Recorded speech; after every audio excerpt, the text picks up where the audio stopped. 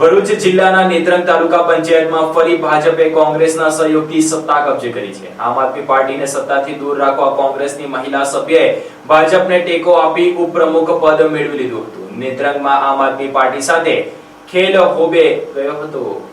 ભરૂચની નેત્રંગ તાલુકા પંચાયતની પ્રમુખ ઉપપ્રમુખની ચૂંટણીમાં રાજકીય સમીકરણો બદલાતા ઉલટી ગંગા જોવા મળી। સામાન્ય રીતે વિરોધી ગણાતી ભારતીય જનતા પાર્ટી અને ભારતીય રાષ્ટ્રીય કોંગ્રેસે આમ આદમી પાર્ટીને સત્તાથી દૂર રાખવા માટે સાથે આવીને ગઠબંધન કર્યું। તાલુકા પંચાયતની કુલ 16 બેઠકોમાંથી અગાઉ થયેલી ચૂંટણીમાં આપને 8 બેઠકો, ભાજપને 7 બેઠકો અને કોંગ્રેસને 1 બેઠક મળી। જો કે આપના એક સભ્યના નિધન બાદ સંખ્યાબળમાં ફેરફાર થયો, જેના કારણે પ્રમુખ અને ઉપપ્રમુખની ચૂંટણી રસાકસી ભરી બની। ચૂંટણી દરમિયાન તાલુકા પંચાયત કચેરી ખાતે ભારે રાજકીય ગરમાવો જોવા મળ્યો। આપના સભ્યો બાઉન્સરોની ફોર્સ સાથે કચેરીએ પહોંચ્યા।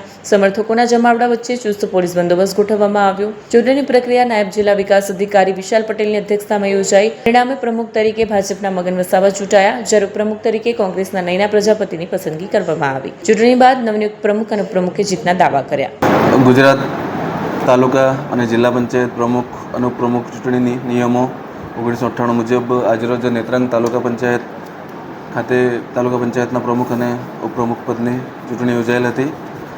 નેત્રંગ તાલુકા પંચાયતના પ્રમુખ તરીકે વસાવા મગનભાઈ જાદવભાઈને કુલ 8 મત મળેલા હતા અને તેઓ તાલુકા પંચાયતના પ્રમુખ તરીકે ચૂંટાયેલ છે। ઉપપ્રમુખ તરીકે પ્રજાપતિ નયનાબેન રાહુલભાઈને કુલ 8 મત મળેલા હતા અને નેત્રંગ તાલુકા પંચાયતના પ્રમુખ તરીકે પ્રજાપતિ નયનાબેન રાહુલભાઈ ચૂંટાયેલ છે। એના અંગે તો મેં ભારતીય જનતા પાર્ટીનો અને મારા નેત્રંગી જનતાનો ખૂબ ખૂબ આભાર માનીશ કે મને આજે આ મુદ્દા પર લાવી છે।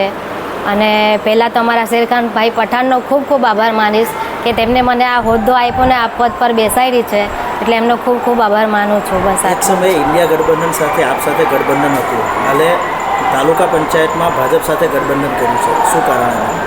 એનું પણ એક સ્થાયી મજબૂત સરકાર છે અને એમના હાથે અમને વિશ્વાસ હતો કે અમારી સાથે બેસીને જનતાનું કામ કરશે અને અમે લોકો સાથે મળીને જનતાનું કામ કરીશું અને જે હશે તેનું નિવારણ લાવીશું। ગુજરાત રાજ્યની 2026ની સ્થાનિક સ્વરાજ્યની ચૂંટણીમાં નેત્રંગ તાલુકા અને ભરૂચ જિલ્લાની નેત્રંગ તાલુકા પંચાયતની જે સામાન્ય ચૂંટણી થઈ એમાં ભાજપ સરકાર તરફથી અમને અમારા પર જે વિશ્વાસ રાખી અને અમને મેન્ડેટ આપેલ અને અમને લોકોએ જે બહુમતથી ચૂંટાડેલ છે અને નેત્રંગ તાલુકા પંચાયત જે બની છે એટલે લોકોએ અમને ખભે ખભે મિલાવીને ખોબલે ખોબલેમાં જ આપ્યા છે। એટલે લોકોની જે સમસ્યાઓ છે અને એ સમસ્યાઓને દૂર કરવા માટે અમે લોકોની જે રજૂઆતો હશે એ રજૂઆતો સરકારશ્રી સુધી પહોંચતી કરીશું અને લોકોના કામ ઝડપી અને સુધર રીતે પૂરા થાય એ માટે અમારા પ્રયત્નો રહેશે। આ ચૂંટણીમાં ભાજપ અને કોંગ્રેસે સાથે આવવું પડ્યું છે, આનું શું કારણ?